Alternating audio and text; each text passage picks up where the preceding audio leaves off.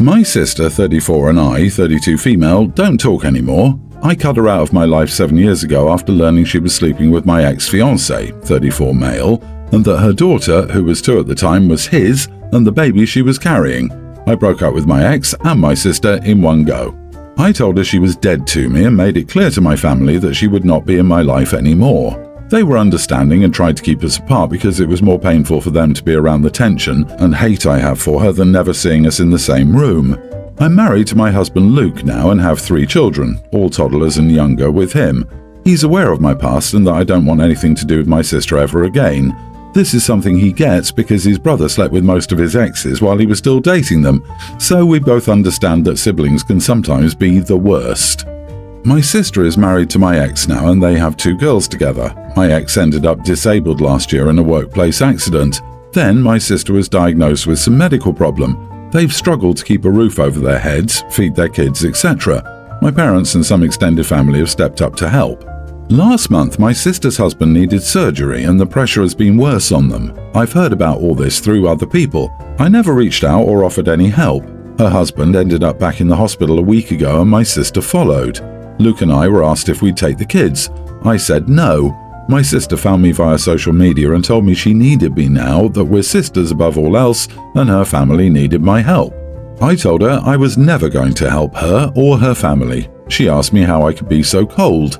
So now is where my family feels I'm wrong. They say my sister's kids are innocent and I should want them in my life, and that my sister is going through a nightmarish time right now and I should put aside my hurt and anger and at least give her some help because we're blood and we grew up together.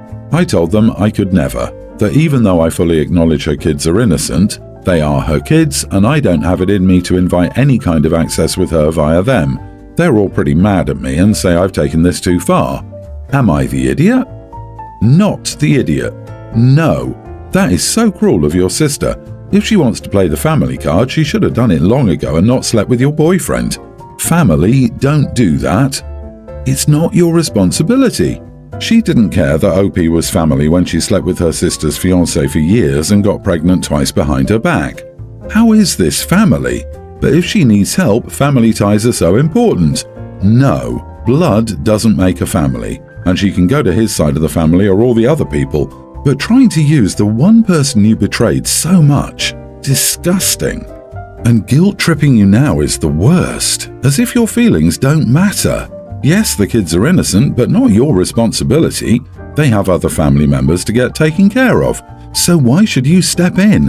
Why? So she can try to sleep with your new husband? Fool me once, shame on you. Fool me twice, shame on me. And it's time to elevate the dead to me level to include no news, no updates via relatives. Yikes, you are the idiot. You're not only choosing to be lifelong angry at your sister all because of a man, but also choosing not to have anything to do with her kids, which I agree with your family. They are innocent. They didn't wrong you in any way. To them, you're their auntie and you're choosing to allow them to think that you don't love them. I think it's time to get over yourself and forgive, and bloody move on. Get over it. It's your sister and niece-nephews, for Christ's sake. Have a heart, seriously. In what universe is moving on equivalent to letting toxic lying idiots back into your life? You can move on by not meeting with the toxic lying idiots anymore. Problem solved. Also, the idiom, blood is thicker than water, comes from the battlefields, originally saying, the blood that we shared in the battle is thicker than the water from the womb, meaning your chosen unrelated family with which you've been through a nightmare sticking together has more value than some DNA you share with people. My wife, Elle, and I have been married for a year now. Back in the day, Elle worked as a sports model. Her job required her to meet a very rigid beauty standard and look a certain way. As a result, she was always on a strict diet and was severely underweight. Since then, she's gained a healthy amount of weight and muscle and is much happier. My brother, Chris, is wealthy, like excessively wealthy. He's done well for himself and seems happy about where he is. He just got out of a nasty divorce with his ex-wife and has asked to stay with me for a few weeks as he moves into his new place. Chris, to put it simply, has a type. He believes that every woman should subscribe to his type. Any woman who doesn't fit his preference is automatically ugly and unlovable. He wants all women to conform to his standards, no matter what. 2 days ago, Chris found some of Elle's old magazine covers and commented on how beautiful she was back then. It's a harmless comment, sure, but he kept bringing up how much she's let herself go. Kept bringing it up. Elle goes for a run every evening, and as she was heading out the door, Chris told her to run fast enough to lose all the flabby bits. She rolled her eyes and laughed it off, but I told him to shut up. The next day, when Elle went to the gym, he told her to make sure to return to her old figure. Again, I told him to shut up and stop fixating on my wife's body. Despite all his comments, Elle is a little unfazed by them. She says that she's used to it. I was completely exhausted from listening to him by the end of the day. Finally, I was at my end, but Elle again brushed him off with a smile and a laugh. Then Elle served him food. He joked about paying for her tummy tuck so that I can marry the right version of Elle. The right version is the skinnier version of her. That comment set me off. I told him that his wife married the wrong version of him and to pack his crap and leave my house. He didn't take kindly to this and complained about how insensitive I was to his situation and how I made a low blow. He eventually left, but Elle tells me I could have kicked him out without the comment. Am I the idiot? Not the idiot. Okay, it was a low blow about his divorce, but given the revolting nature of his comments and the fact that he explicitly insulted your wife while putting a roof over his head, it makes it understandable. You're only human. You were far more polite than I would have been. Not sure why you're in doubt on that point, honestly. His situation has nothing to do with your wife. There's no reason for him to pick on her or comment on her body. Sure, you didn't need to explain yourself when telling him to leave, but if he can't take unsolicited criticism, he shouldn't be engaging in it himself. Does anyone else get the vibe that he might have been trying to nag OP's wife to get her to be more open if he hits on her? I'm seriously side-eyeing his comment about marrying the right version, i.e. once she loses weight. Your brother is proof that money doesn't buy class, and if this is how he treats women, I suspect this will be one of many divorces in his future. My female 29 fiancé, male 33, has a best friend, Jason, who is the brutally honest type, and the type that tells it how it is. He admitted that he isn't good at keeping his thoughts in his head. My fiancé says he loves him despite his flawed personality and expects me to let it go whenever he makes backhanded comments about me and my past. He was the first to be invited to the wedding, and my fiancé promised me to make him behave. My fiancé and I found out that we're expecting. We visited my future in-laws' house to make the announcement, and Jason was already there. After dinner, my fiancé and I stood up and made the announcement. Everyone rushed to congratulate us except for Jason, who sat still and admittedly kept looking right in my eyes in a strange way.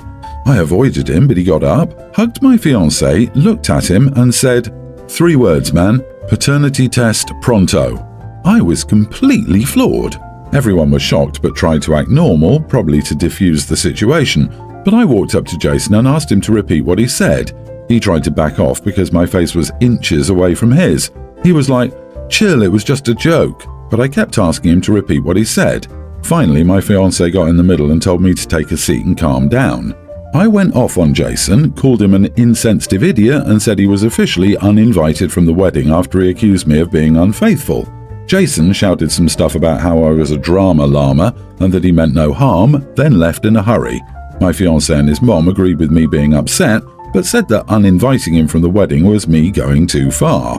My fiancé said that Jason was just joking, and I blew up over nothing.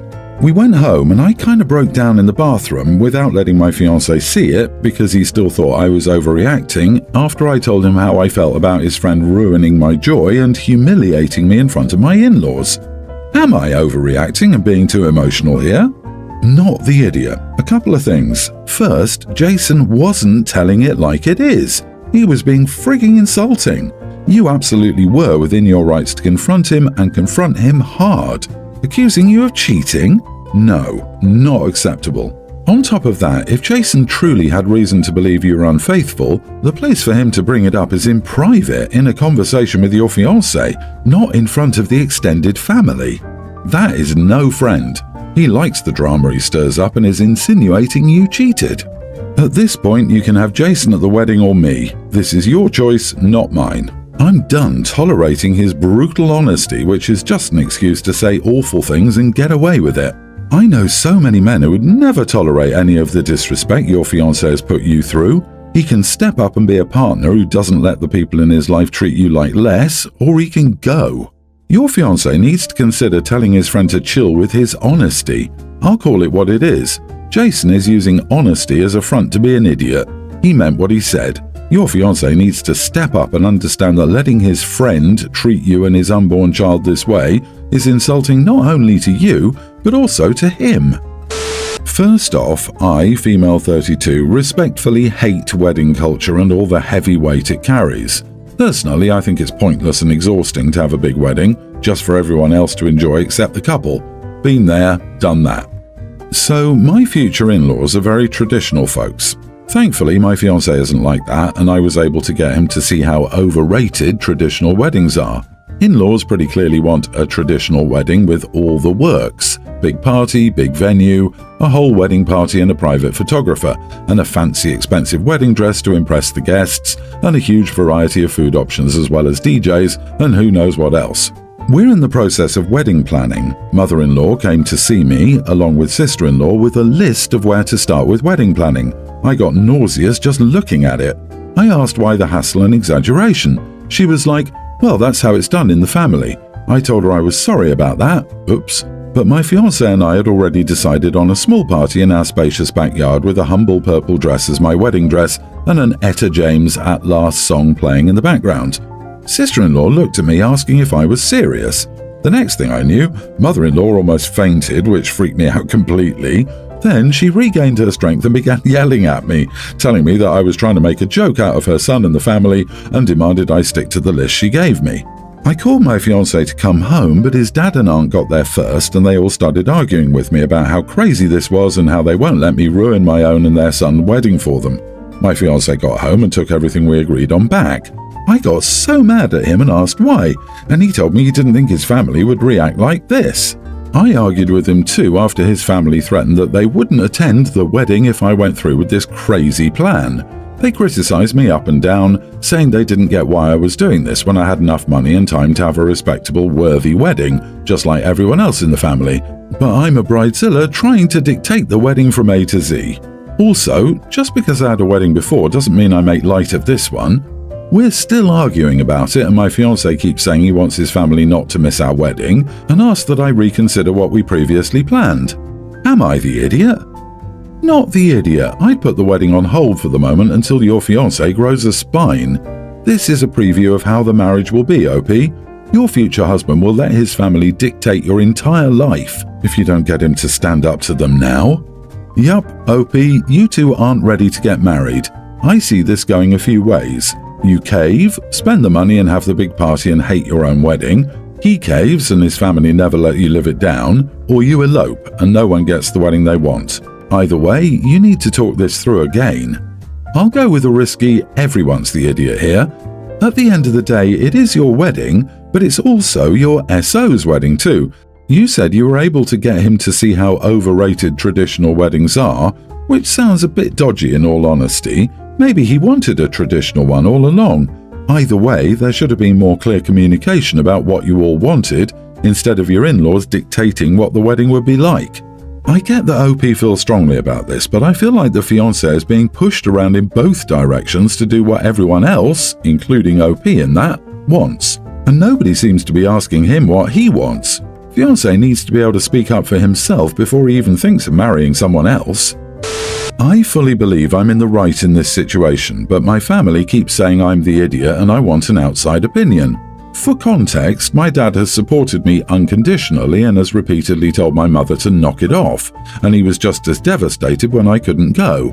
A couple of years ago, I got into a fancy advanced online program for school because I was leaps and bounds ahead of all my classmates, and part of my acceptance was a difficult test. If you score high enough, you get into the online program, score even higher, and get into advanced boarding schools.